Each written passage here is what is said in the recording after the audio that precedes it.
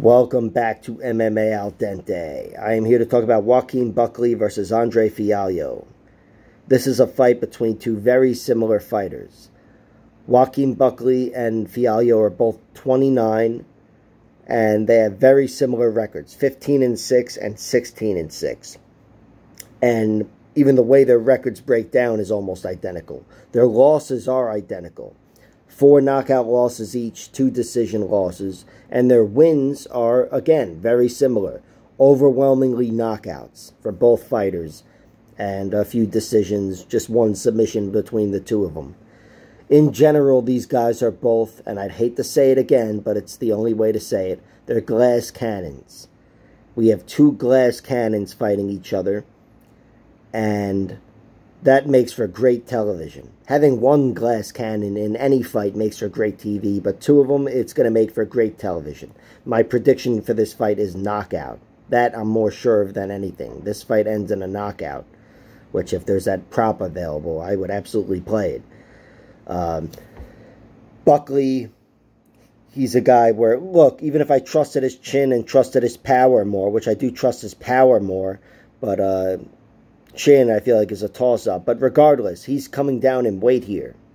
He's a guy that, yeah, I do expect to win the fight. Generally, I feel like he'd be better than Fialho, but he's sucking 15 extra pounds out of his body, which has me extra worried about his chin.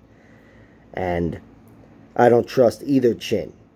Again, they've been knocked out 4 times each. Let me get into the losses. Buckley lost to Kevin Holland, Chris Curtis, Alessio Di Chirico, and this guy Jackie Gosh. A loss which he later avenged, kind of beat the fight out of the guy.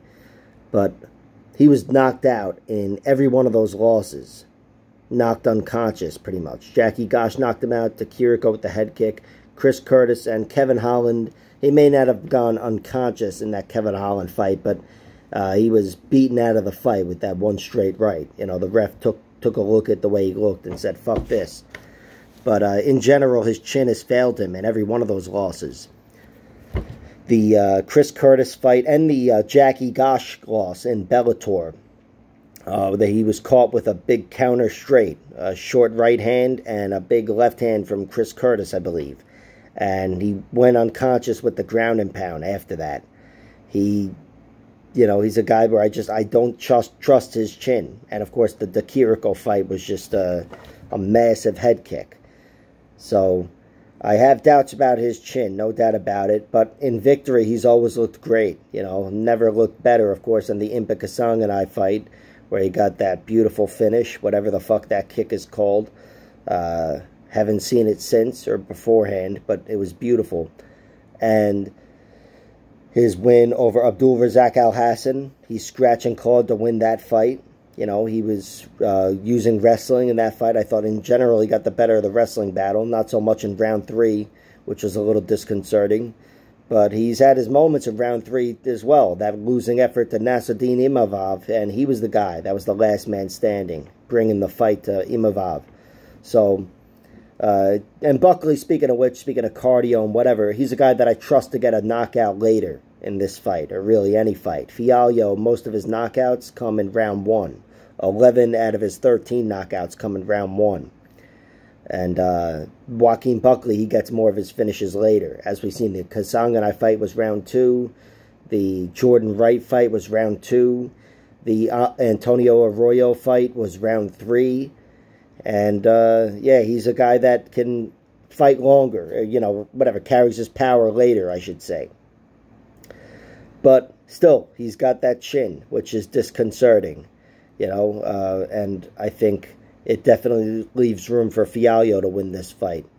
Of course, Fialho's chin has to survive Buckley first.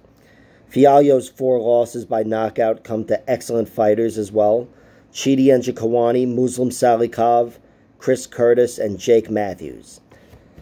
Jake Matthews got him out of there in round 2. You guys saw that fight, I'm sure. Jake was just, he was really underrated as a striker, as a boxer in particular, and just had too much for Fialho. Cracked his chin and had the finest moment of his career.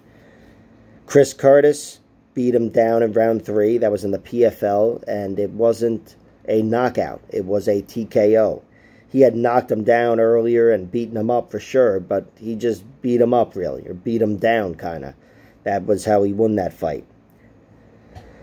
Muslim Salikov, that was his most recent loss. That was a round 3 spinning wheel, hook kick, back kick, whatever the fuck. Just the Muslim Salikov special. And yeah, he had hurt Fialho, beaten. I thought he would have stopped him earlier. And maybe he almost did.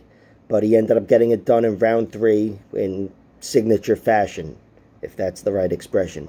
So, great win for him. But, yeah, for Fialho, that doesn't bode well for his chin. You know, coming off of now 2 knockout losses to Salikov and Jake Matthews, even though he's only 29 years old, that's got me just as concerned as Buckley dropping 15 pounds, to be frank, coming off of 2 knockout losses. And his other loss to Chidi Njokuani, I should mention, it was way back in Bellator, but it was a jab. He was knocked out with a jab. It's no coincidence that the one guy that put him away with a jab is one of the best strikers, Chidi Njokuani, but still, it was a jab. And in general, I don't trust his chin. I do trust his power, though. That's the thing. He's absolutely in this fight because he's got the power. 13 knockouts and 16 wins. Again, 11 of them come in round 1. And just 2 of them come in round 2. They are against chinnier fighters, though. Like James Vick and this one Brazilian scrub, kind of. No offense if you happen to be watching this. But I think Fialho, if he's going to get it done, generally it's going to be in round 1. And also, if it's going to be a chin failing in general, I think it's, you know, wise to assume it happens in round 1, more times than not, anyway. Buckley's a guy that, you know, he's gotten more finishes later. I think he could put Fialho away at any point, and I think he'd be more likely to take over the fight if this was a 15-minute fight. But I don't think it's going to go 15 minutes. I think it's going to end via knockout. Gun to my head, I'd go with Buckley. But there's no gun to my head, and there's just odds in front of me, so I'm going to bet on Fialho. Fialho, round 1 knockout, or round 1 flat, I bet on because it's very similar odds. Plus 375. That's really my only instinct as of now. Buckley, I do favor him, but I will never trust him, especially as a minus 220.